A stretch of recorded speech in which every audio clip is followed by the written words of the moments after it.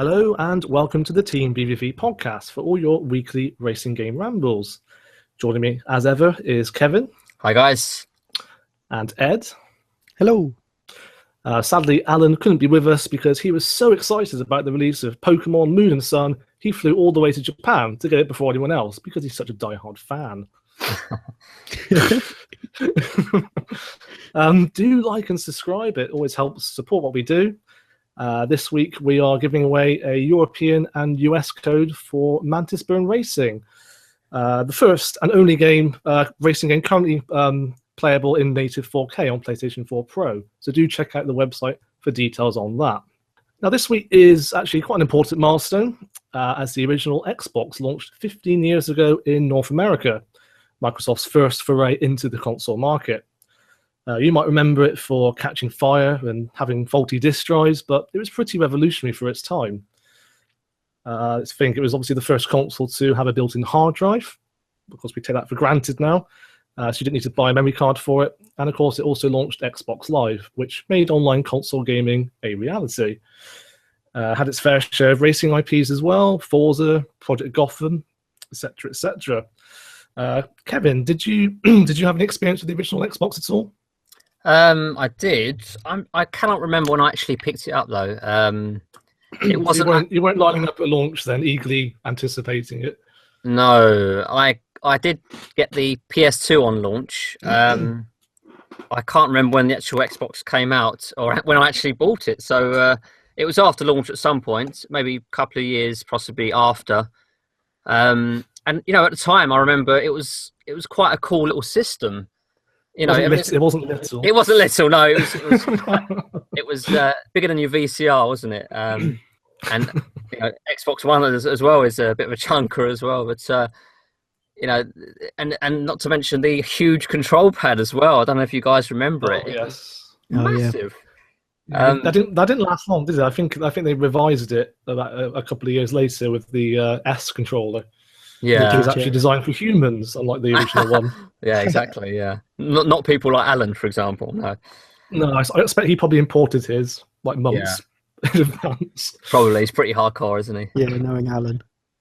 Yeah, I should point out actually it is the 15th anniversary of its launch in North America, but us poor Europeans had to wait several months later until March next year. So for us, it launched in March 2002. Okay, that's interesting then.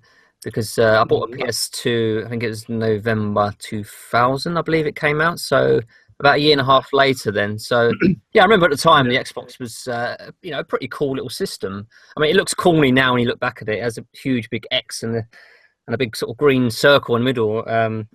It's very striking design, you could put it that way. Yeah, but it was something new at the time. You know, it's PlayStation, you know, established themselves as one of the sort of market leaders, and you know, along came this big behemoth of Microsoft to challenge them, and you know, it's a cracking console. Big step for the time, because obviously it was Microsoft's first ever console, and look at it now. Yeah, unexpected, really, wasn't it? Yeah, I mean, anyone thought it would take off? No, I mean, you know, when we was kids, it was all about Nintendo and Sega, and we just assumed that those two would be the giants, and it's very much Microsoft and Sony now, so it's completely changed, you know, over the years. I think people had a similar reaction when Sony launched the PlayStation, because obviously Sony had no footing in the console market at all. Yeah, Sony were very clever because they had a very cool marketing campaign. You know, there was promoting the PlayStation at these very cool events, and you know, just involving anything that appealed to youngsters. They were getting on that, so they were marketing the PlayStation as this really cool sort of machine, and you know, it's done wonders ever since. But I just can't believe it's been 15 or 14 and a half years since the original Xbox, which we have to call the original Xbox now, of course, because of the release of the Xbox One. We can't call the Xbox One the Xbox One. No, what are they thinking? But yeah, they didn't think about that, did they? No. Makes you wonder what they're going to call the next one. Xbox 2. Oh goodness, no! Don't do that. Xbox 240. Yeah. Well, everyone thought it was going to be like Xbox 540 or Xbox 720 or something like that. Or 180. Yeah. Did you ever get an original Xbox, Ed, or were you a PS2 boy? Well, yeah, PS2 boy through and through, really. I mean, what console I had really depended on what my dad was actually willing to buy me. So limited. I was very proud of my silver PS2, like the large one, not the slimline. So I thought that was mighty cool. And I also had one of those. I had a Logitech speaker system that was actually designed to be with the PS2, so it's had the same styling with the lines going down it. So that was pretty cool. But yeah, that was essentially all I had until I could muster up the money to get myself an Xbox 360 arcade. Okay. So that was like, was it 20 gigs or something, hard drive? No, it didn't come with a hard drive. Oh, so it was like internal. Oh goodness. It came with a 512 megabyte memory stick thing. Flash. Oh dear. Yeah. I don't know if you remember that on the front of an Xbox, there's those two slots that you could put memory cards into. Yeah. I've still got it. It's sitting right here next to my right foot. I've still got my Xbox arcade. There was a certain charm using memory cards back in the day.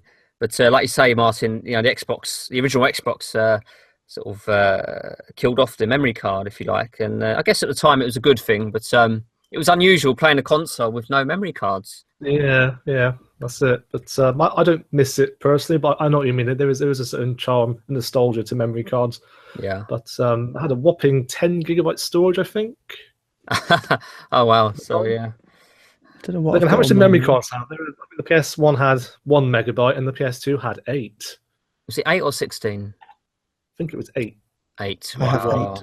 Goodness. My PS2, so that isn't. My PS2 is within touching distance of me. I have 2 8 megabyte cards in my PS2. Okay. Okay. Yeah. Cool. I must admit, PS1, I must have had about 5 or 6 memory cards. So yeah, me too. Yeah, I just couldn't bear to delete any of my saves. But did you guys ever get one of those sort of carry cases for your memory cards, so you could take them around your mates' houses? I think I did actually one of those. Yeah.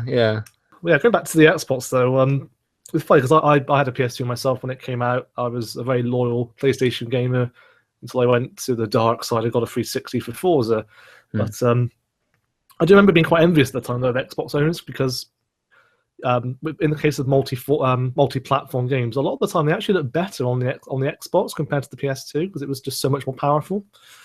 I don't remember, for example, when I think it was Grand Theft Auto came out, the visuals were way above the PS2, but it just didn't have quite the same popularity as the PS2. The PS2 had already established such a massive foothold. That's the thing. That's it. Yeah, it's the greatest selling console of all time, isn't it, to this day? Yeah. So. Yep. I have to say, because as it happens, I actually got an original Xbox this year. Late to the party. 15 years late to the party, but I thought, why not for the collection? Yeah. And the first problem I've had with it already, the disk drive just doesn't open. I've had that with my PS2 actually. So if I ever want to play it, I have to get a pin and jam it open, which sometimes takes several minutes. How much was it out of interest? £5. £5, brilliant. I think PS2s are like slimline PS2s are still selling for like 50 quid-ish. Wow, maybe a bit less. Oh, really? Probably 30. Actually. Yeah, that was a good charity shop find. yeah. Well, I didn't think it would work. But that was a really common flaw with them apparently, especially the first wave consoles. The disk drive it was very shoddy to say the least. It's always been something. That's it. I mean, the Red Ring of Death was plaguing the 360 for so long. Oh, actually, I got the Red Ring of Death on my Xbox and it survived. Oh, really? It lived to tell the tale. Well, it turns out it's the Red Ring of Death, the 3 red parts of the ring that would come up on the Red Ring of Death is just like the generic error sign for overheating. Okay. There is a towel method, isn't there? So there was the overheating thing that was happening was going on inside the Xbox and it was killing the Xbox. Yeah. But it also happened if your power brick just got a bit too hot. Oh, really? So that's what happened with mine. Like, obviously, my heart sunk when my Xbox got the Red Ring of Death. I was like, no. But I'll just quick Google. Microsoft don't have a great history when it comes to that, do they? Because, like I say, you got the Red Ring of Death of the 360. I think at one point, a lot of original Xboxes were catching fire as well. Yeah, I mean, I think the Red Ring cost Microsoft £2 billion, wasn't it? It's a huge amount. almost killed them off. You know, it had quite the original Xbox also had quite a controversial advertising campaign. I remember some banned adverts in the UK. Really? Yeah, do you remember the one where the woman gives birth and the baby flies out the window and then flies into its grave? Oh, from cradle to grave. I remember that. Yeah. Wow.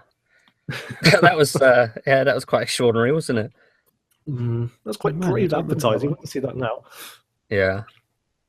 Fair play to them. Yeah. If we steer it back to racing games, though, there were quite a few very good original IPs for the original Xbox. Obviously, you had the original Forza of Motorsport, which was basically just designed to take on Gran Turismo. Of course, at the time, it was quite a novelty because it had Porsche and it also had car damage, which Gran Turismo didn't for another probably 10 years after that. Yeah, I must say, I came in at number 2, Forza Motorsport 2, and I was thinking, when I first played it, I was like, what on earth was I doing playing GT all these years? Because Forza Motorsport 2 just felt so ahead. You had all the telemetry and the handling was really good, and you had the engine swaps. You could damage your engine if you over-rev your car. It was just mind-blowing to me at the time, having played these sort of Gran Turismo titles, which were just played too safe, I felt, over the years, and similar today. Yeah. We say it probably every podcast, but it does feel like Forza is always ahead of Gran Turismo, and I think that was the first sign. Yeah. But as usual, polyphony, just live in a bubble, pretend that no other racing game exists, and we get Gran Turismo Sport eventually. That's the result. But yeah, the original Forza Motorsport was pretty ahead of its time. I think it had was it nearly 200 cars or something. I can't remember off the top of my head. That's always been the roundabout figure for Forza Motorsport, hasn't it? Yeah, more or less. Well, Forza 4 had something like 400, I think. I think the point is the original one had more than Gran Turismo 3, if I remember rightly.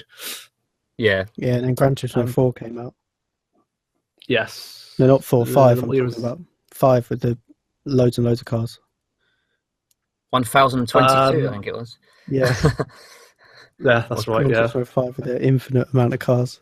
Yeah. That's it. And then, of course, you had Project Gotham Racing. I don't know if you guys ever played any of that. Yes. I can't remember which one. I spent a lot of time with one of them, and I can't remember which one it was. It might have been 2, or was it? It might have been 1, actually. And at the time, it was just phenomenal. I mean, I bet it even looks good today, looking back. Just at the time, I played it a few months ago, actually, for the first time. Okay. How'd you get on? Pretty well, actually. Yeah, very, very playable, I'd say. It's got that really satisfying arcade sort of handling, isn't it? I find. As I was about to say, it has that perfect balance of realism and arcade. You know exactly what the car's going to do, and you got a good level of control. I love that game. I suppose in some respects, Driveclub is the sort of modern version of it. In some respects, exactly. Yeah, I must say I did enjoy Project Gotham more than Driveclub. Yeah, it's a shame. It's just a shame they've just ditched that series, to be honest. Obviously, with the closure of Bizarre Creations after Project Gotham Racing 4, the series has been dead ever since.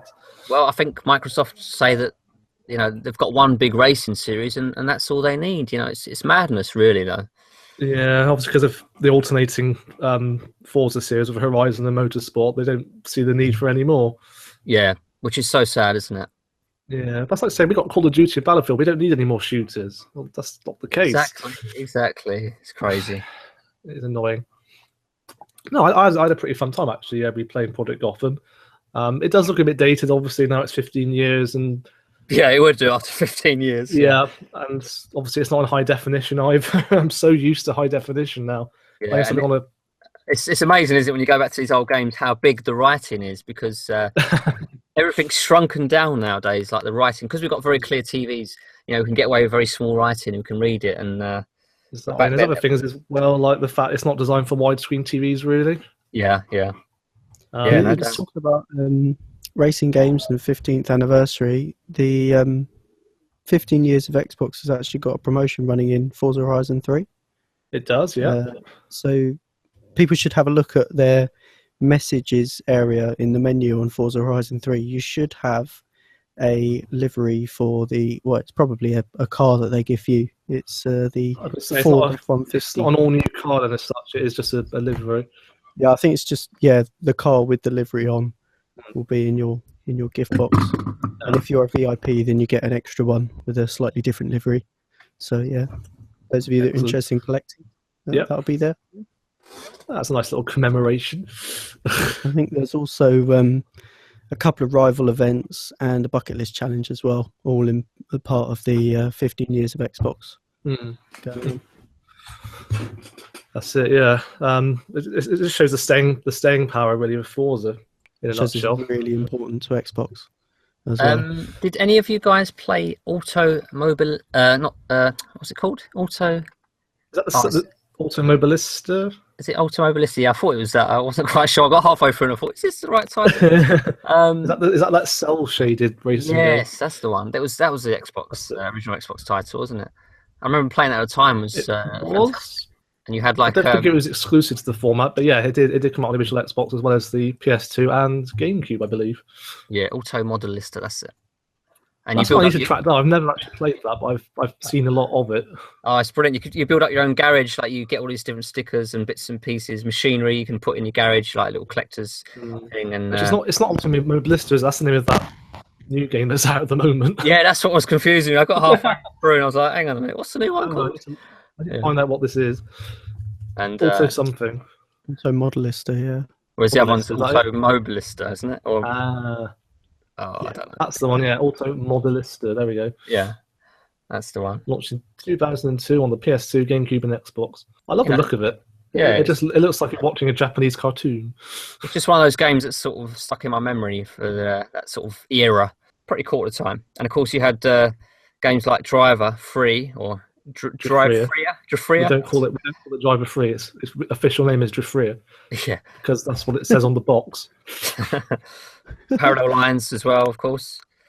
Yeah, and other games such as I guess the Flat Out series and Burnout. There's plenty of Burnout titles as well, wasn't there back then? Yeah, Burnout 2 had an exclusive version on Xbox actually. They called it a Director's Cut, which had extra crash junctions. Anything with massive crashes in it, I'm in. Why not?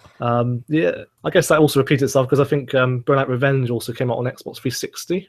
Yeah, that's right. As a sort of HD revamp of the original. Yeah, that was one of the early titles. It actually has a bit of history when it comes to Burnout. Also, do you guys remember a game called Reckless, the Yakuza missions? Oh. No, I don't. No. You don't? Okay. I remember that actually blew me away at the time graphically because it was a launch title when it came out in Europe. Basically a game where you just smash into things. You could tell why I remember it. It was pretty shallow, I must admit. I replayed because I never actually got to play it at the time, apart from like around other people's houses. So I actually picked it up earlier this year to have a go, and it doesn't look too bad, all things considered, because it was also ported onto the PS2 and GameCube, but you could tell it was designed primarily for the Xbox. It looks so much better. It had much better lighting effects and stuff like that. Really fun but shallow game. It's just basically a series of missions where you chase down Yakuza cars and smash them up. It had really good destructive scenery though. You had this interactive open environment set in Hong Kong, I believe, where you could just smash into the scenery. It was quite ahead of its time in terms of destructibility. It had replays as well, and you could drive monster trucks and obvious DeLorean knockoffs and stuff like that. Cool. Yeah, definitely worth checking out if you have an original Xbox. It's also the Midnight Club games. That was that sort of time frame, wasn't it? That's true, yeah. That was a PS2 launch title, if I remember. Oh, really? Oh, wow. Yeah, back in 2000 or 2001. Yeah. I'll tell you what, in terms of exclusives, another hidden gem, which I've discovered on the original Xbox. I think Alan's brought this one up a bit. Quantum Redshift. Ah, yes, yes. It's basically Wipeout in all but name. In fact, the original designer, Nick Burkham, he actually created it as well. Oh, really? Oh, I didn't know that. Yeah. Oh, fantastic. He was involved with the design of Wipeout 1 and 2, along with F1 and more recently Tabletop Racing World Tour. Yeah, good game. Very good game. But yeah, Quantum Redshift, that was another game that really demonstrated the power, I think, of the console. You had these really great rain effects and stuff like that. The craft looked pretty unique as well. I think if I remember rightly, the ships kind of moved, like the wings of the ships kind of swayed when you went around a corner and stuff like that. Cool. It was really, really difficult though, I must admit. It kind of reminded me how difficult games used to be compared to now in some cases. It's amazing, isn't it, after all these years, after Wipeout 1, 2 and 3 came out, or 1, 2 I should say, so many developers are trying to emulate that series, albeit with little spins on it, little original touches here and there to give it a bit more unique flavour. There's so many futuristic racing games out and coming out soon. It's a testament to how good Wipeout was. Yeah, I mean, even the original creator tried to copy his own game. Yeah, exactly. Yeah. If I don't know an awful lot about it, but I think it flopped quite badly, unfortunately. It wasn't quite the runaway success Microsoft wanted it to be, because it was basically just made to be a rival to Wipeout, because there was no equivalent on the Xbox, and Microsoft needed a futuristic racing game to launch the Xbox with. Yeah, it's a shame. It's a pretty good game. Like I said, just not for the faint-hearted, because it is quite difficult. Apart from that, I mean, the only other sort of racing titles that I can think of off the top of my head was probably Outrun 2. Ah, yes, that was a cool little title, wasn't it? Because that was Xbox only as well. Well, apart from the arcade, obviously. Again, I've not got to play it, but from what I've seen, it's pretty similar to Outrun 2006, Coast to Coast. Yeah, and that was another game that I enjoyed, actually, Coast to Coast. I love that. Yeah, it's so true to the original, isn't it? Like it's just like you're going back in time, and the arcades, it captured that. And it's a fun little title that. We don't get many simplistic racers anymore. That's why I enjoyed Riptide so much. And Alan mentioned this on the last podcast. Riptide is a really simple arcade title. Sure, it's challenging, but the actual depth to it is pretty simple. And there are nuances to it, of course, and shortcuts and whatnot. But the actual pick up and play element is it's so satisfying, and we need more games like that. No, it's like sometimes you just want to pick up a racing game and play it for half an hour and have done with it. You don't always have the time to sink hours and hours into it. No, that's right. And Outrun was one of the best games for that, frankly. I guess too, the appeal of Outrun 2 at the time must have been the fact it was, a really faithful port of the original arcade version. In fact, we've seen Outrun 2 on VVV, courtesy of Alan's retro video. Yes. So if you're curious, just go on the channel and search for Retro Alan, and you can see it in all its glory. But that's pretty much I'll look back at the original Xbox. Any other games you guys can recall? Oh no, my memory is shocking actually when it comes to the original Xbox. Yeah, like I said, I was PS2 boy. Yeah, I was stuck trying to play online games by just like plugging in an Ethernet cable into the back of my PS2, and that was it. Envious. The Xbox was very revolutionary, like I said earlier, about obviously introducing the world to Xbox Live, which really. Oh, it was head and shoulders above Sony at the time, wasn't it? I mean, the PS2 was very cumbersome, and there wasn't many titles. I remember the network add-on box thing you could buy and it just attached to the end of the console. Yeah, I had one of them. Yeah. I used to get up early in the morning, play Midnight Club 3 Double Edition Remix. Yes. Nice. I used to have to get up really early because that's when all the Americans were online. They were the only people playing. Oh, wow. So that was back in the days when my internet was like 256k or something like that. Yeah, I remember the first game I ever played online was Destruction Derby Arenas. Nice. And I was so excited about it. I could crash into real opponents. Oh my goodness! Yeah, that just blew my 12-year-old mind. Quite frankly, it wasn't the most elegant of setups, was it, with the network box attached to it? But saying that, it looks better than the PlayStation VR setup. Yeah, it does sort of bring you back memories of the PS2 days, doesn't it? Because you've got this external box. Albeit with less cables, with the network adapter. Yeah, true. You never know. Maybe next generation of VR headsets will get wireless headsets. Wouldn't that be amazing? My room is such a mess. Like, it already was a mess, and now it looks like another bomb's hit it. Yeah, exactly. It is just terrible. It really shows how the multiplayer aspect of Xbox Live has really taken hold, and it's really the main reason why Xbox has become so massive. I mean, you look at their site, looking at their 15 years, and there's a total of 29,300,000 multiplayer hours played on Xbox. Just think about that for a second. That's ridiculous. That is quite mind-blowing. It's really what gave Xbox the foothold that it has in the gaming market now. So really, we have Xbox to thank for console online gaming taking off. Yeah, I mean, even to this day, that you get a better experience on the Xbox than you do on the PlayStation. Much less outages, and Xbox don't really get hacked, so it's always that, which is a bonus. I was wondering when we're going to get to that. Yeah, yeah. Segue potentially. Maybe. Yes, my PlayStation account got hacked. Boo. By someone in America, probably. Oh, maybe it was Alan. That's why he's not here. Yeah. He's done a runner to Japan. Oh, that's terrible. I mean, I can't imagine if it was me, I'd be absolutely mortified. Well, luckily there wasn't any real damage done, apart from the fact I couldn't play Battlefield for a few days. Which is a hangable offence in some countries. Oh, absolutely, yeah. I just get raged if I can't play that.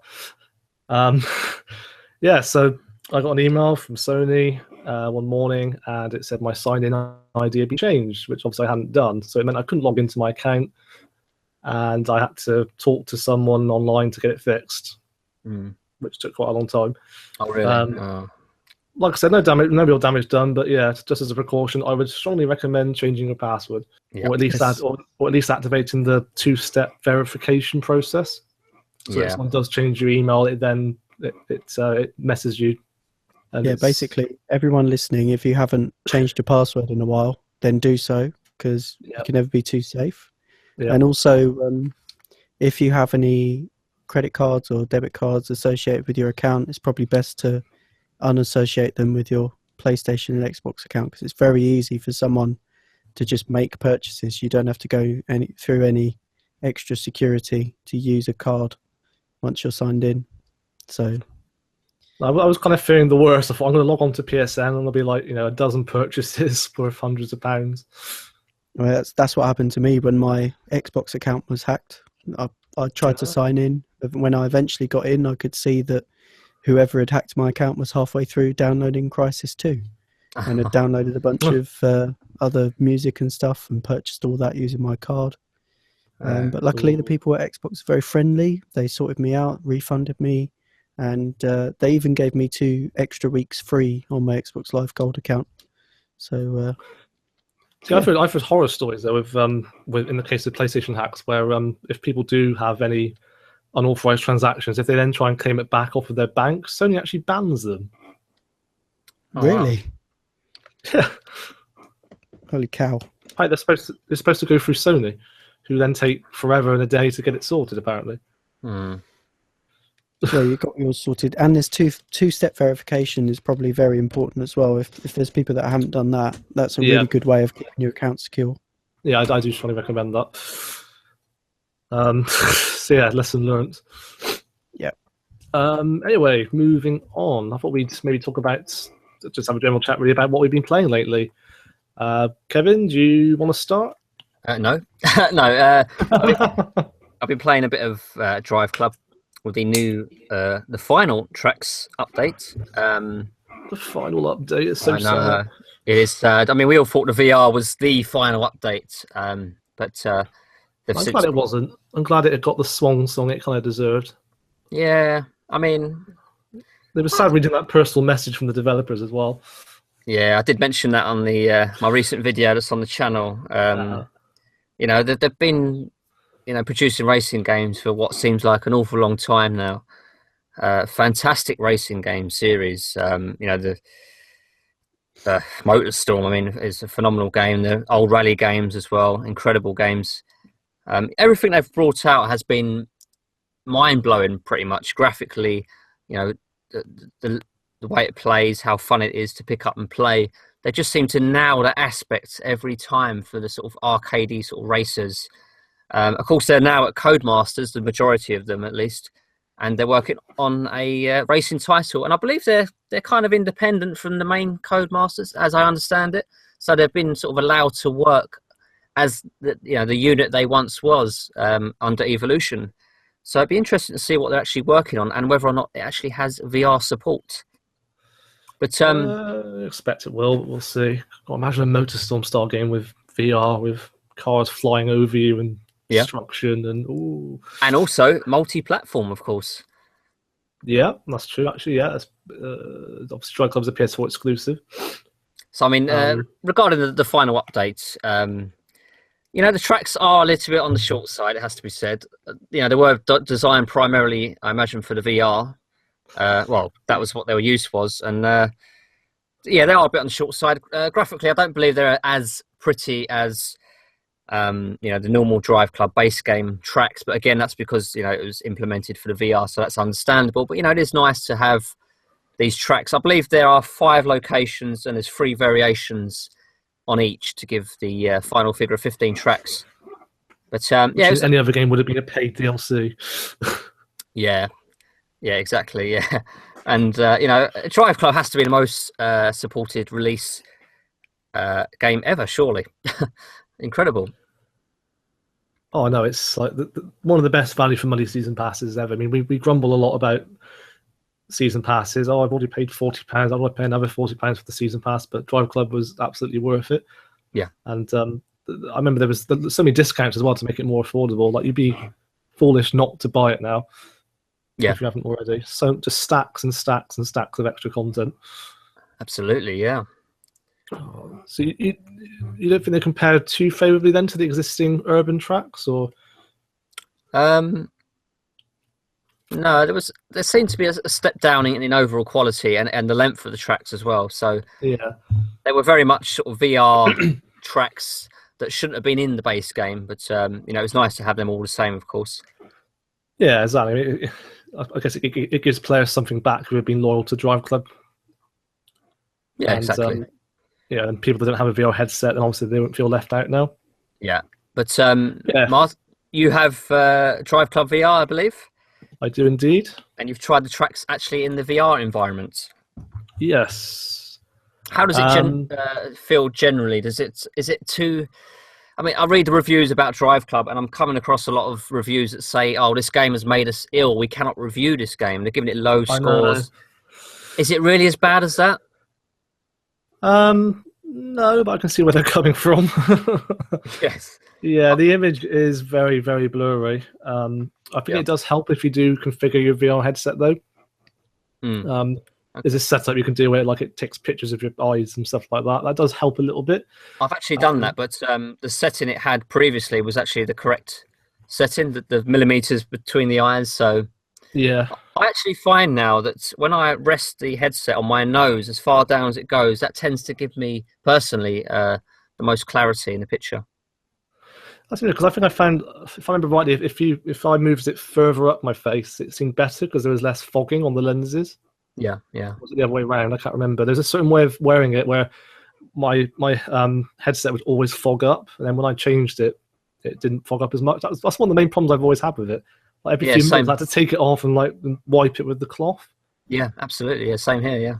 There's definitely a way of wearing it where you can avoid that. I can't remember if it's further or lower down your face, but I'll have to experiment with it again. When I tried it out a couple of weeks ago, I found that there was a couple of sort of forward and back movements I had to do to try and get it actually properly sorted out. Yeah, but I did try out Driveclub VR when I got to go with it. Okay, did you pay for it again by any chance? I did, yeah. Okay, I'll say no more.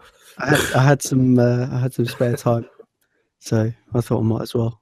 There was no one on it, so I think I got to have a bit of a longer go. I think most people just got like one demo, but I got 2. So, but it was okay. It was pretty fun to have a go on Driveclub, and I found myself swaying about a bit because I was standing up playing it. But yeah, it was. I think maybe I had it set up quite well on my face because it was. I found it quite crisp, and it put me in the Pagani that I was in the Aqua that I was in. It was quite good. I've always found that the cockpit and the cars look really crisp, but just a couple of meters ahead in the track, it does look quite blurry.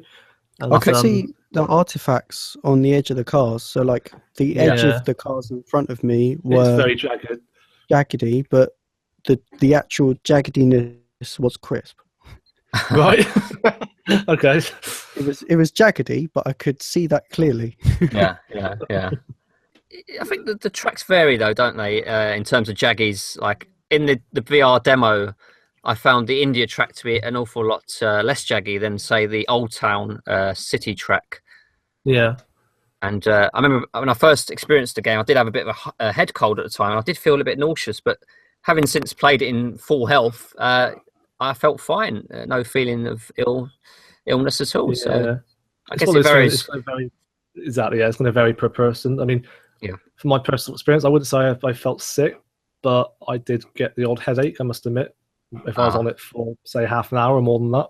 Yeah, it's interesting because the PS Pro apparently takes out a lot of the jaggies, so I'd be interested to see the Driveclub VR running on the PS4 Pro.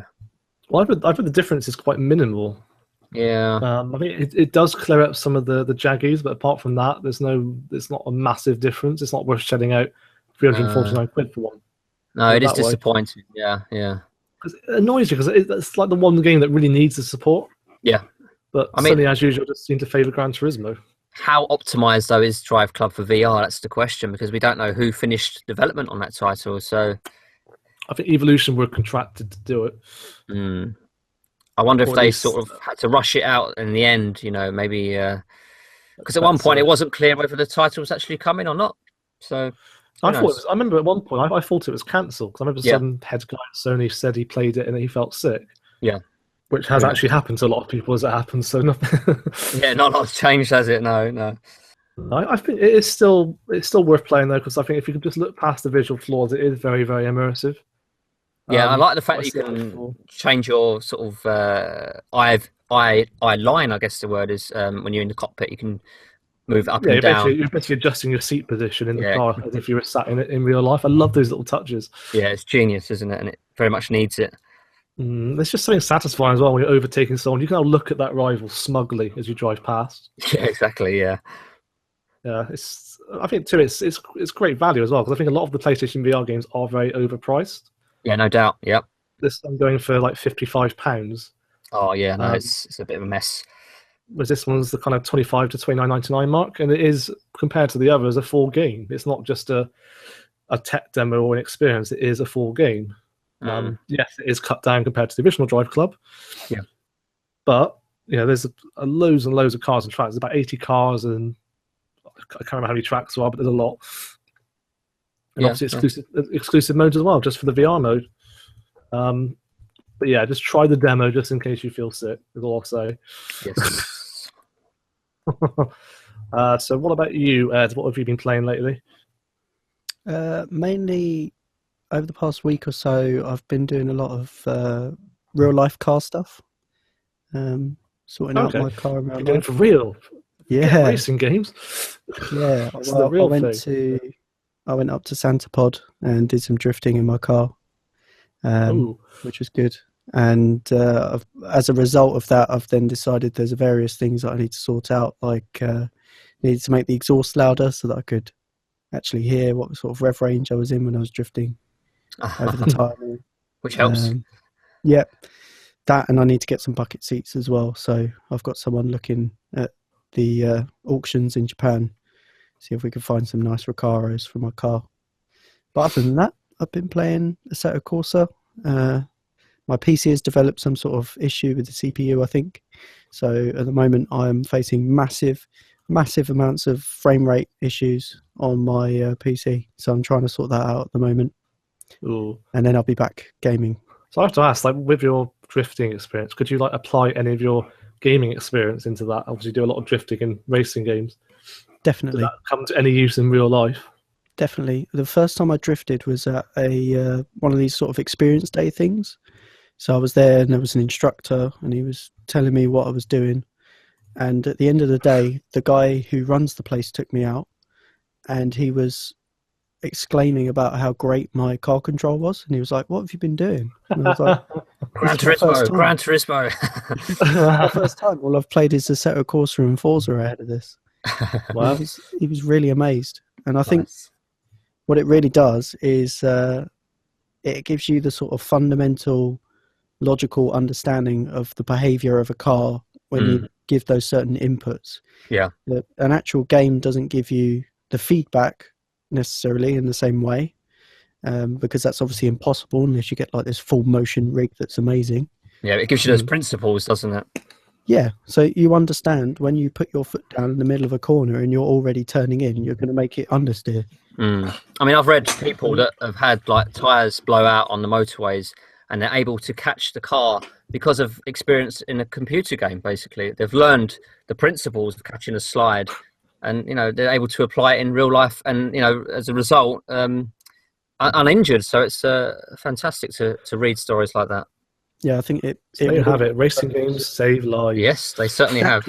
Yeah, it's your cognitive skills that it really trains very well, especially when you've got a rig. I'm sure science has proven it does improve your reaction times and stuff like that. So I guess all my experience with burnout should make me very good at dodging traffic in real life. Well, or crashing, one or the other. Oh, hopefully not. Smashing your opponents off the road. So I'd be great in a life or death situation if someone was to chase after me. Then my evasive driving skills. Yeah, or driving like under lorries and stuff. Yeah, that's true. I've been watching too much Fast and Furious. As for me, I've been playing a lot of Ride 2 lately. Quite enjoying it, actually. I mean, I thought I'd be a bit burnt out with bike racing games, as there's been so many this year. I mean, Milestone have released like 4 or 5 this year alone, which is crazy. Yep. But no, just be thankful that we had 2 motorbike games cancelled this year, so it would have been a lot worse. I'm quite enjoying it, actually. Probably more than I thought I would. I wasn't a massive fan of the first ride. Okay. I thought it set a good foundation, but I think they're just a bit too over-ambitious for their resources, maybe. Obviously, a game's never good when it corrupts your save file. No, that was awful, wasn't it? But no, Ride 2 actually seems a lot more polished. I mean, they've released 3 patches for it already, which is probably a record for Milestone.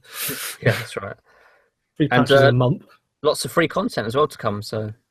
Oh yeah. You got 40 bikes between now and July. So yeah, they're definitely up in their game.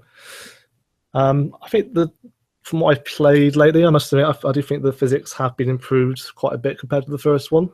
Yeah. They were just way too sluggish in the first one. Took forever to turn a corner. They've definitely refined that in the second one. Yeah. I mean, it still is a little bit on the slow side, maybe, but it's an improvement. A little bit. It's not perfect, but it's definitely better. Especially on the entry level bikes, they're a lot more. They're a lot easier now to control. Yeah. Some of the lesser powered bikes, but on the other hand, when you do ride some of the faster bikes, and if you turn the physics onto Pro and turn off the anti-wheelie, my god. Yeah, they are a handful, aren't they? Quite demanding. I got a high-speed Ducati, I think it was. And it just kept wanting to take off. So there's quite a learning curve with regard to your inputs, but it is dialable enough to cater for different skill levels. So yeah, they've done a pretty good job on that front. And obviously the locations are a lot better. That was one of my other main issues actually with Ride. Not enough locations and not enough good locations. But yeah, Ride 2, if you try out the obviously the Isle of Man TT isn't in it, but I honestly think the Ulster GP circuit and the Northwest are pretty much the next best thing. Yeah, it is, isn't it? It's a fantastic sense of speed. You've got the very narrow roads, and you've got the little towns that you drive through. It's a fantastic addition, and it'd be interesting to see where it goes from here. I mean, are we going to see more of that in the future? I imagine we are, because that's the content that's gone down really well with fans. Oh yeah, it's definitely a massive improvement. The only thing I find a bit strange is why couldn't they port some of the tracks from MotoGP to Ride 2? Unless it's licensing issues, but it just seems unlikely. Tracks like Silverstone and circuits like that. I guess. Do you know what? I actually prefer that it doesn't have a lot of sort of real world tracks, because Ride 2 has its own sort of flavour. It has this sort of road feel to it, whereas MotoGP is very much obviously track stuff. Yeah. And the fact that they're keeping those separate, I think, is actually a good thing. I sort of agree, because because obviously the road circuits do appeal more to bikers, I think. Yeah. But I think there will still be other players that might still crave to race on licensed tracks. I mean, look at the Nürburgring, for example. It's such a novelty to be able to ride a bike on that circuit. It is, yeah. It's a whole new different experience. I think on that front, a few more licensed real-world tracks might have done it some good. Yeah, possibly. But yeah, at least, the Nürburgring is obviously a standout edition. Yeah. I mean, I couldn't believe when that was announced. I think it's the first title, isn't it, for for the track to appear. So yeah, I've had a go on that, and I was quite impressed. It's not exactly a true rendition. It does seem quite flat compared to, say, Assetto Corsa, which I believe is laser scanned. Yep. But for a first attempt, I've got to say I was impressed with what they've achieved, because it is a massive undertaking. It is a huge track that's going to take an awful lot of resources. Exactly, and Ride 2 only came out a year after the first ride. Indeed, yeah. It's a shame. Obviously, they're doing quite well with their tracks, and we can appreciate how much effort they're putting into it. But you think about gaming, especially racing games in general, and the amount we've been spoiled with how good the Nürburgring has become across many games now. Yeah. When you get it on Ride 2 and you think, well, this is quite subpar compared to what else is out there. But obviously we can appreciate that they've actually done quite well with it. I think the fact that you're riding the Nürburgring on a bike kind of makes up for it, because that's such a rarity. I think you can kind of forgive its shortcomings on that record, because it is really fun. It's the nearest we've had to a tourist trophy, I think, in terms of quality and content. Yeah, exactly. Obviously, it's officially the largest collection of bikes to ever grace a racing game. Yep, that's a world record officially. Yep, it is literally an official world record. So yeah, it's good to see they're getting the recognition they deserve. Really, I guess my main gripes of it really are, again, the presentation still holds it back a bit. You can still tell it's a milestone game. It's got that sort of trademark sterile look to it, There are still some improvements though. Like I noticed there's more, there's more trees, there's more crowds. There's actually helicopters in the sky now and little things like that. So they are still building on it. They are still improving. It's just not quite on that next level yet. No, I think that's a fair comment. But like you say, they're improving. So it's exciting to see where they go from here. And they've released some really good quality titles, in my opinion, this year with Ride 2 and Sebastian Loeb. So, we look forward to future sequels. I think it's probably the best milestone game they've released this year, though, out of all of them. What, Ride 2? Yeah. Yeah, I think that's probably correct. And for me, Sebastian Loeb is the best four-wheeled game they've ever released. So, yeah, exactly, yeah. They're doing well. They're doing well. Is it the best bike game we've seen this generation, though? I'll get back to you on that. Yeah. Probably Driveclub Bikes kind of sets the bar still for me. Is Driveclub Bikes a true game, though? Mm-hmm. Yes and no. I see it just as a pure biking experience. It's just so polished. It's brilliant. Obviously, it's in a different league, really, because it's not a simulator. It doesn't have hundreds of bikes. But just as a pure pick-up-and-play experience, would I rather play Ride 2 or Driveclub Bikes? Probably Driveclub Bikes, just for a quick thrill, Yeah. But there we go. Guess we should probably do some racing game news. The news, yes. So I guess one of the biggest topics, really, as ever, is Assetto Corsa, because they've now come out saying that private lobbies will be coming to the console game at some point. Woohoo! Yeah. So yeah, you can stop for everyone in the community. Probably, yeah. So you can stop pummeling the developers now, asking day after day, is it coming? Yes, it is. Yeah, it's coming, but you have to now pummel them to ask when is it coming, because they haven't actually given us a release date. Yeah, will it be this year? It shouldn't be too far away. I mean, given their track record so far with updates on the Xbox and PS4. But having said that's quite a major update, though, isn't it? It is. But the problem is, they said from the outset that they were going to keep up with the PC versions, and they simply haven't. And if they're sliding behind already, I mean, where are we going to be in 6 months' time, in 12 months' time? We could be a long, long way behind the PC version. And I've read somewhere that we could be even now as much as about 6 months behind. But who knows? Yeah, it's a general kind of theme of Assetto Corsa. It's just been compromised on the consoles, unfortunately, in many ways. Yeah, it's almost like they wasn't truly prepared. Maybe they were rushed. Maybe they were under pressure to get the game out. It just seemed maybe 6 months too early. They didn't seem to have that infrastructure in place to really support the games as they do with the PC versions. And unfortunately, the game suffered from it, because we did have these crippling bugs at launch, most of which have been quashed now with the recent update. But the damage was done. The review scores are out. It's had poor reviews across the board pretty much. It's such a shame because it's, as an experience, a racing experience, it's second to none on the consoles. This is the thing. I think my general kind of made impression of Assetto Corsa really is on console at least. Sublime simulation, subpar game, basically. Yeah.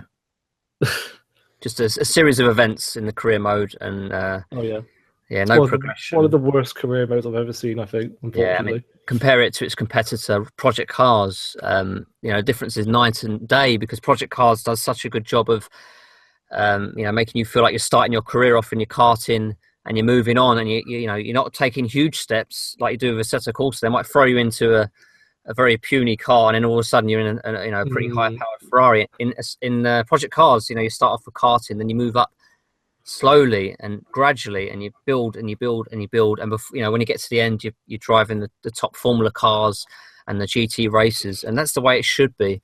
But then they've had a lot of experience, Slightly Mad Studios, with games like Shift. They've had those sort of elements in place, and I find Project Cars very much an evolution to the Shift series. There are a lot of common things that the games share, so I guess they've had the experience, and that's where they've probably trumped the likes of Kunos. That's it. I mean, Project Cars had structure. It really felt like you were, like you said, progressing. You really felt like you were a real racing driver. Yeah. That's the point. I think, to me, Project Cars is more of a racing simulator, whereas Assetto Corsa is more of a driving simulator, if that makes sense. Assetto Corsa should really steal Gran Turismo's line as being the real driving simulator. Yes, it should. Yeah. Well, I think also this update coming out is going to be massive for Assetto Corsa, because you think about, you guys are saying about the career and how it's a bit lackluster on Assetto Corsa. I think that's really going to shift the focus massively on what's achievable online. Yeah. If they get this private lobbies right, and you can do it properly and set up lobbies with people, and the whole competitive racing scene could really flourish on Assetto Corsa, just because of how well the physics have been done and how good it is to drive. Yeah, it will make it very, very competitive.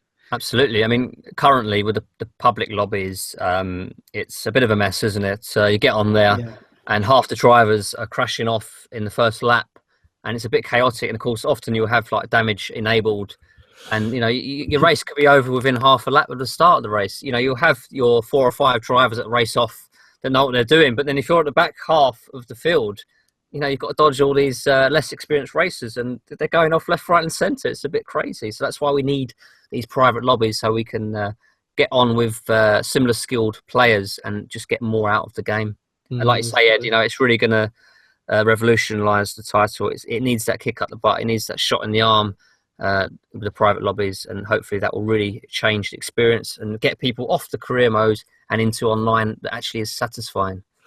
I think also the big thing for me so far with the console release of Assetto Corsa has been that even though they're a very small company, I think there's only 12 of them at Kunos, even with that, they've done so well at bringing updates out and keeping the community informed, and still developing stuff for the PC version as well, which is something that I don't think a lot of console racing gamers are familiar with. When you have titles like Forza, where you have bugs and things that stay in the game the entirety of its lifespan, and there's a very lackluster communication with the community on Forza as well.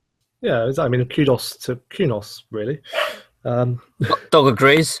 It does. Kunos, they're very straight shooting, aren't they? They know what's wrong with the games. They're not frightened to say, we know what's wrong, we're going to fix this. It's just such a shame that they didn't have a product at the start of the console launch that was actually, on par with the PC experience. Yeah, it was very important. Yeah, I just worry that it might be too little, too late. That's the trouble. Still, it's going to be a game that's for the hardcore fan base. This update, it's going to have it's going to be one of those sort of cult games, I think, in the long run on console, anyway. Yeah, for years to come, no doubt. But as long as it has its fan base, that's that continues to support it.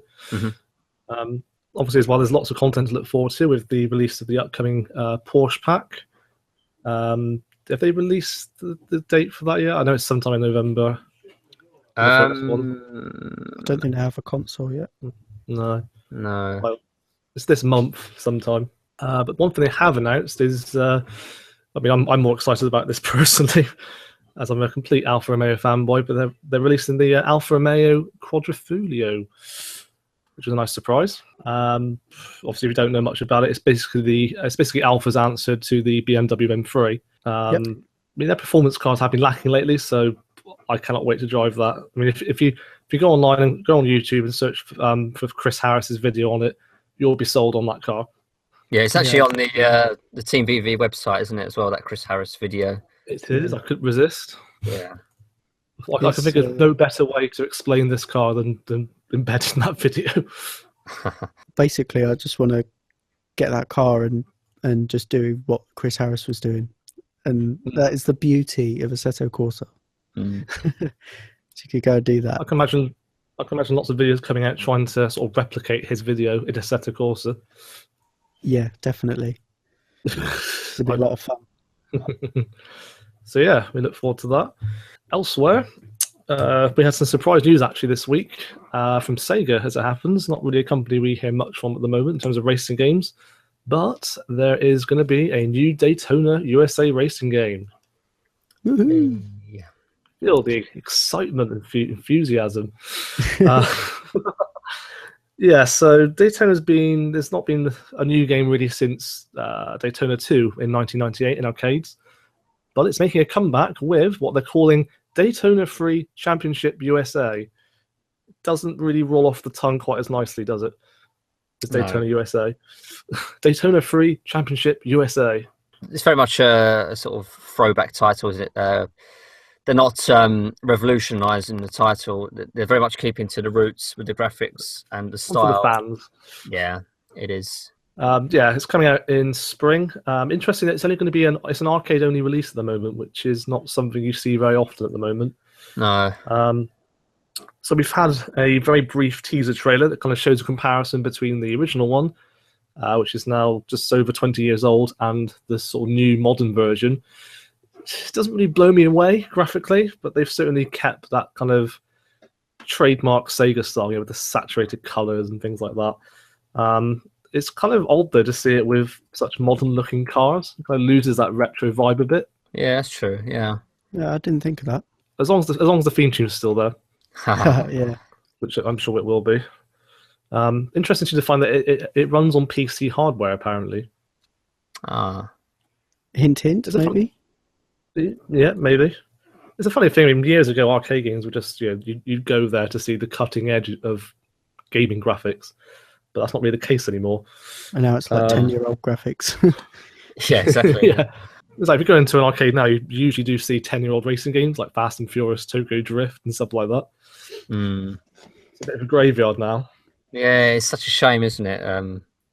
But there you go. That's the consoles. That's what the consoles have done. Unfortunately, it's just one of those things that's it's undesired sort of side effect of the consoles. But there you go. Yeah, I'm just really surprised they're keeping it as an arcade-only game. I mean, that seems like the perfect game to release digitally on PS4 and Xbox One. Yeah, absolutely. And there's so many games that they can do, Sega, and they just don't choose to do it. So it's really. Didn't they release Daytona USA, the original one, on Xbox Arcade or something like that? I think they did. They did it was an HD version of the original one. Yeah. Yeah, it's actually very good. Apparently, it's one of the better ports. I remember things like the Sega Saturn port, which was it just didn't have the performance was just shocking. I think with that we can't exactly rule out it not coming out on other platforms, but it's probably going to be a long time off. Yeah, it's not due until about spring apparently on the arcade. So we'll see. We'll keep an eye out. Yeah, if you want my advice, just download Daytona USA on PS3 and Xbox 360 if you want a sort of throwback to it. Yeah, it's a very faithful port. Mm-hmm. Actually, speaking of NASCAR news, this really surprised me. I was browsing the PlayStation Store this week, and guess what I saw? Yes, NASCAR Heat Evolution in Europe. What's going on? Yeah, UK doesn't like NASCAR. What's this doing here? I've got to say, that's probably the surprise of the year.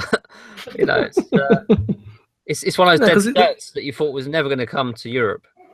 That's right, yeah, because it came out in September in the US, no word at all in Europe, and now suddenly it's out in about 200 countries. It's about as stealthy as it gets, isn't it? A completely silent release. Yeah, I knew nothing about it. I was just randomly browsing the PlayStation Store, looked at the new releases, and thought, hold on, that's like the new NASCAR game. What is that doing here? So yeah, if you're a NASCAR fan, there's your game. Oh wow, I've just seen the price. I was about to say it can be yours for $44.99. Ouch. Although strangely, it's £5 cheaper on Xbox One. We'll keep an eye on that just in case. But yeah, we'll be excited about NASCAR Heat Evolution. We may or may not cover this in video. Who knows? It's not a discipline that I know very well, so it will be interesting to dive in. But yeah, I'll be willing to crash test. Yes, exactly. Yeah. Like, what's the biggest pile-up I can cause? That would make a good video. That's basically how I played Formula 1 2001. It was all about how big I could make the crashes. That's how I used to play the original Tonka touring cars as well. Yeah, drive backwards. That's all I did. I just drove the wrong way all the time to like cause as much carnage as possible. Well, speaking of which, actually, I've been playing, obviously, Gas Guzzlers Extreme lately. Last week, we said about we should have a new video up in a few days. As you can see, that hasn't happened. There is a good reason, though. For some reason, I'm having issues with my capture device where it's muting the engine sounds, and I can't work out why. So if anyone has an Elgato and they've had this problem, please get in touch with me. It is driving me mad. Honestly, it's so frustrating. I've tried everything, but it's just not working. Like, all the sound effects are fine, but not the engines. It's weird. But yeah, hopefully soon we'll have something.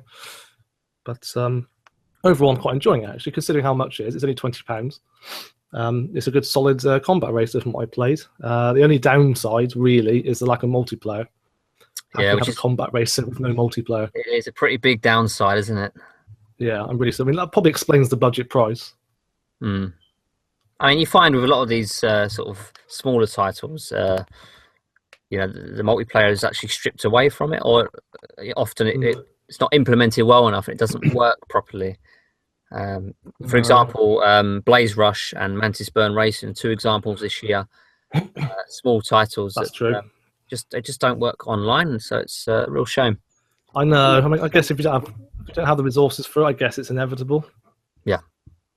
Well, if you think about things like you can use, like, I think when the Xbox One came out, they were raving about how Xbox Live is now even easier to set up the multiplayer and all that sort of stuff.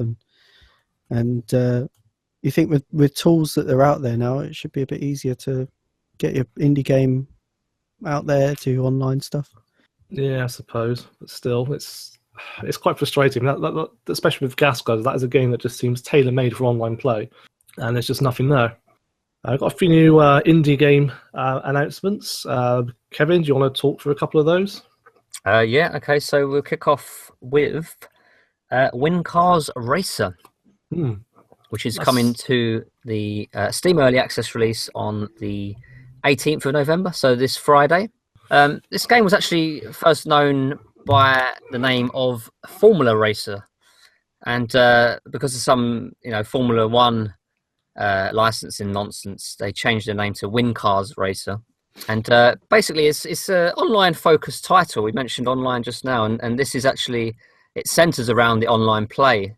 So this is an example of an indie title that hopefully has got the online right. And so, up to 8 players online. It does have single player mode, time attack mode, I think it is.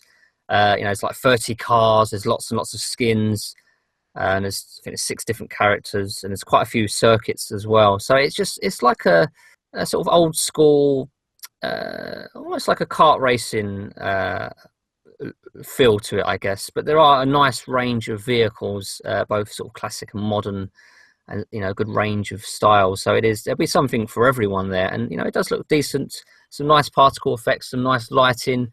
Environments are interesting. There's even an underwater level where you see sharks going past, so that's interesting. And it just looks like one of those titles that is going to be a lot of fun to play. So I wish the studio well, and hopefully they can provide an experience that works online flawlessly, or as near as flawless as possible. Yeah, it looks fun. It's again, we're sort of starting to see a few more sort of comeback really for kart racing games, which is good to see.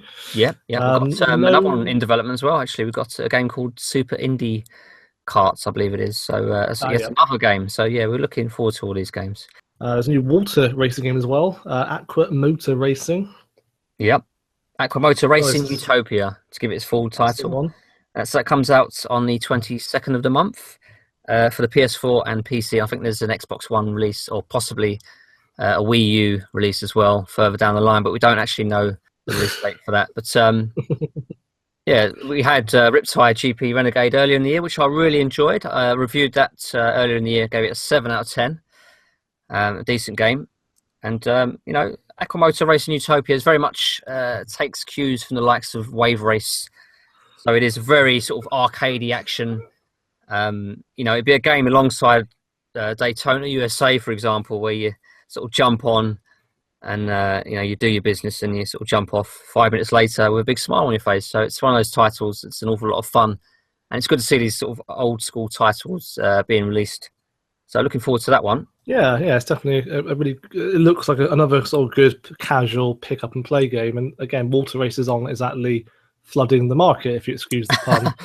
Yeah, exactly. Yeah. And then, of course, looking a little bit further ahead, we have the Crew calling all units. That's definitely an expansion where I feel like I'm the only person in the world who's looking forward to it. Yes, you probably are. Oh, it's a shame, I think. I've never been a fan of the Crew. Did you play it when it first came out, or later down the line? When it wasn't even out yet, I played the beta, and I was pretty keen because there was a lot of hype before the Crew came out. So there was a lot of things that I wanted to find out about it and have a look at. But I started playing the beta. I was even recording it because I wanted to get up a series of it on my channel because I thought it was going to be great. But it just didn't entice me. It just didn't get me hooked. The dialogue in it was the cheesiest, worst dialogue I've ever seen. It was worse than Need for Speed. And so I got completely done with it pretty much as soon as I'd even picked it up. I didn't even want to buy the game after playing the beta. So, yeah.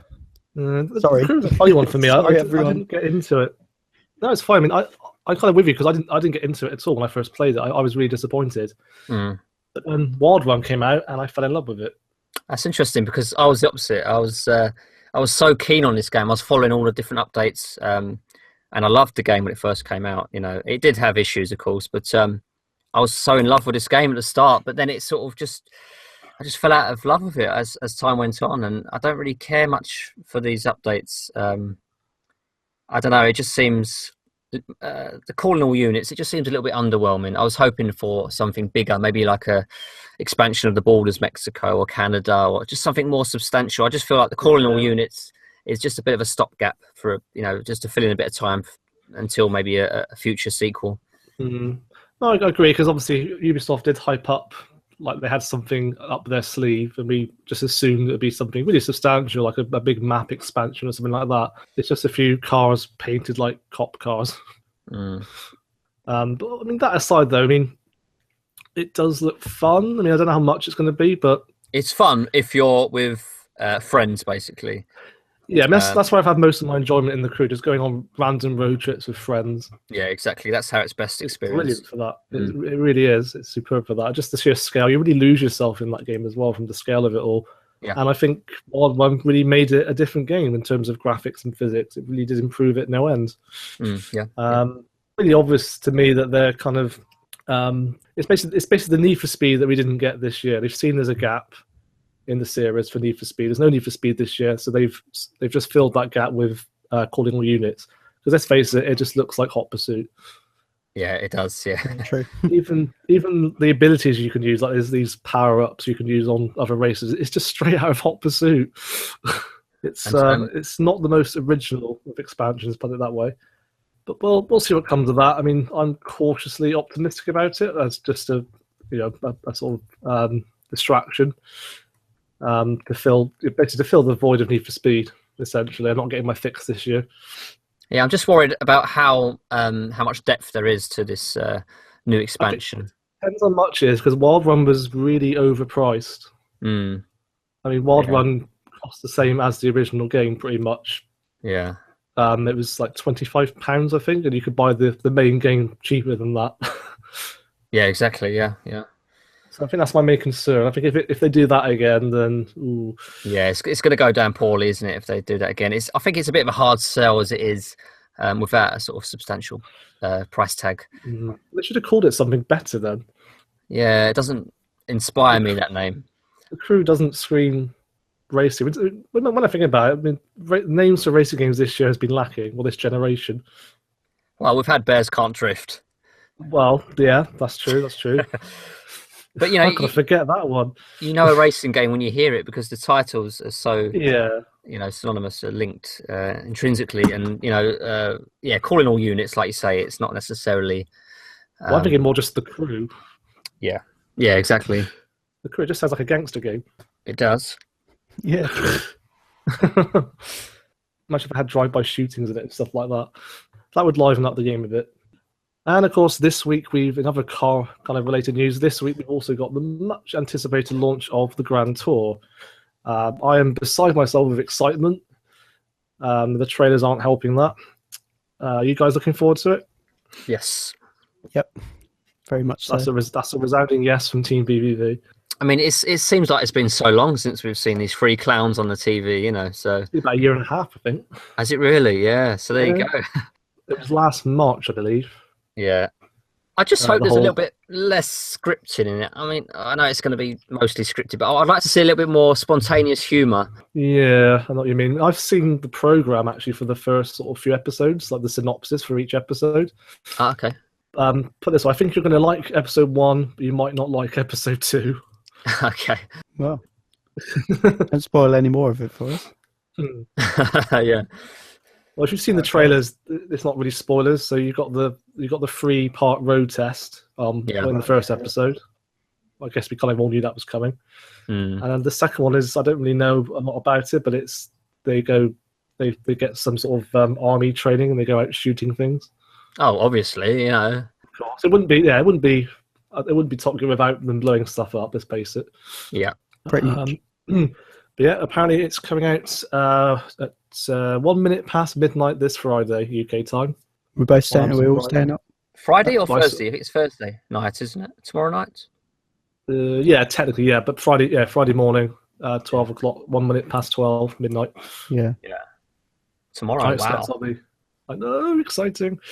Or today, if you're listening to the podcast, it's tonight. Yes. Yeah, so if you've got nothing better to do, you should stay up and watch the Grand Tour. Yes. Well, I've got work the next morning, but hey-ho. Doesn't matter. They'll understand.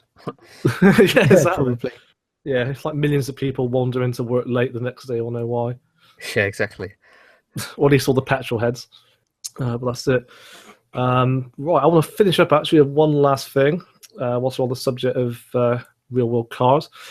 There's an interesting, I don't know if you've seen it, but there's an interesting sort of game tie-in. Audi have actually made a one-off car to advertise Final Fantasy. This is very, very random. Okay. So I'm not that familiar with Final Fantasy, I'll be honest, but there's a new one coming out this month, which has driving in it. 15? Weirdly. Yep. Is it 15? Something like that. Yeah, 15. I'm a fan of the series, actually. Okay, so you'll probably know a lot more about it than me, but there's a new one that has driving in it for some reason. It's interesting because actually in the game, at the very start of the game, you have to actually push the car because it sort of breaks down on you as well. So that might not be the best advert if it's the same car. No, I don't think so, because Audi have made a car basically for a film that came out earlier this year to tie in with the game. Okay. Kingslave, I think it was called, something like that. So they made this one-off limited car just for that film. Now it turns out you can actually buy it. It's not radically different, is it? It's got like these. It's got these like floral patterns on it, and it's got some sort of emblem in the wheels and all this kind of thing. It's one for the fans, basically. Only one's been made. Only one? Oh, really? That's going to be worth an awful lot of money then. Starred in the film, and I think to be in with a chance to buy one, you've got to go through some application process, and then you'll be randomly chosen.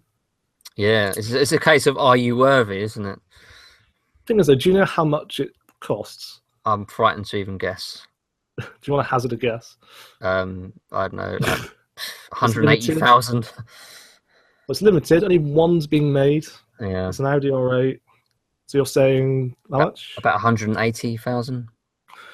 I don't know. What are they worth at the moment? Like a normal R8, is it? 100 and something grand? I think it's about 180, something like that, maybe. Oh, really? Oh, goodness. Yeah. Well, maybe something like... It's probably going to be like worth double or something stupid like that. Maybe like 400 grand or something. Close, actually, yeah. It's £370,000. Hey! That's nearly 3 times the price of a stock Audi R8. You're paying extra money for a ruined R8, as I can see it. You know, it's a ruined R8. Let me have a look at this. Yeah, I wouldn't want to be seen in public in that. No. Oh, I found it. Yeah. Okay, it's got some weird patterns on the side, and that's right. Yeah. And the wheels are a bit different. Yeah, it's got like some sort of emblem in it. I mean, fair enough. It's pretty unique. Mm. It's very unique. I mean, like I said, one's been made, but £370,000. I'll buy 2. For that amount of money, you don't even get the game. Oh, really? It's like, yeah, that's not good, is it? That's like the ultimate that edition. Much money to spend on it. You've probably got the game already. So this has to be one of the most expensive game collector's editions ever. Exactly, yeah. It doesn't even include the game. Exactly. Do you remember the Grid 2, where you could buy the limited BAC mono? Oh, I don't remember that, no. Well, that actually happened. There's actually a collector's edition of Grid 2 that came with an actual limited BAC mono. Oh, wow. Wasn't there... There's not coming released. It's I think it's a collector's edition. It doesn't actually include the game. Yeah, I can't remember what it is now. No, so it does happen.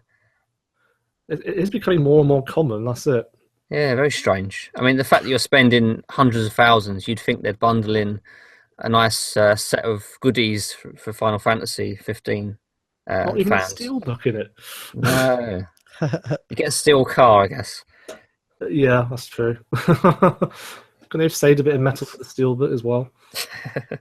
There's all sorts of things. I mean, collectors stuff for all kinds of things is going wild at the moment. I mean, was it a few days ago Apple released a book that's all about themselves for $300? I think it's just a book of photos of all their products. Oh, wow. It's like what? Really? So it's just a glorified photo book. Yeah, it's not exclusive to the gaming industry.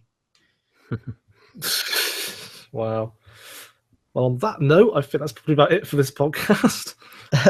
Unless any of you guys got anything else to add? I think that's it. That's it, yep. No, that just about covers it. Well, thanks as always for listening. If you have any suggestions for anything you'd like us to discuss in future episodes, do let us know in the comments below. But that's it from us for now, and we'll see you again next time. See you later, guys.